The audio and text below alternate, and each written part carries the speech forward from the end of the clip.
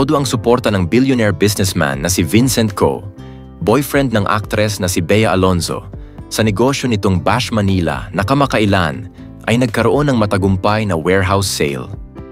Sa kabila ng pagiging low-key ng kanilang relasyon, hindi pinalampas ni Vincent ang pagkakataong ipakita ang kanyang buong suporta sa aktres. Ayon sa mga nakasaksi, personal na dumalo si Vincent sa naturang event upang ipakita ang kanyang suporta sa retail brand ni Bea, na kilala sa pagbebenta ng quality home and lifestyle products. Makikitang masaya at proud si Vincent habang abala si Bea sa pakikipag-engage sa mga customers, supporters at staff ng Bash Manila. Hindi rin nakatakas sa mata ng publiko ang pagiging hands-on ng aktres sa kaniyang negosyo.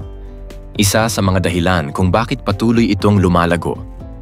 Ang Bash Manila warehouse sale ay ginanap kamakailan at tinagsa ng mga loyal customers at fans.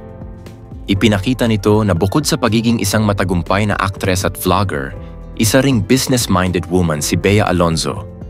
Samantala, naging usap-usapan din sa social media ang sweetness at quiet but strong support ni Vincent Co. Kilala si Vincent bilang isa sa mga prominenteng negosyante sa bansa, ngunit nananatiling pribado ang kanyang buhay, lalo na pagdating sa relasyon nila ni Bea. Sa kabila nito, malinaw sa maraming netizens na may matatag na koneksyon at respeto ang dalawa sa isa't isa.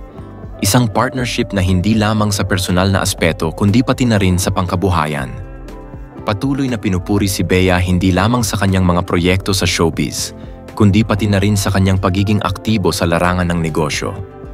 At sa tulong ng kanyang partner na si Vincent, mas lalo pang lumalakas ang kanyang presensya bilang isang empowered Filipina entrepreneur.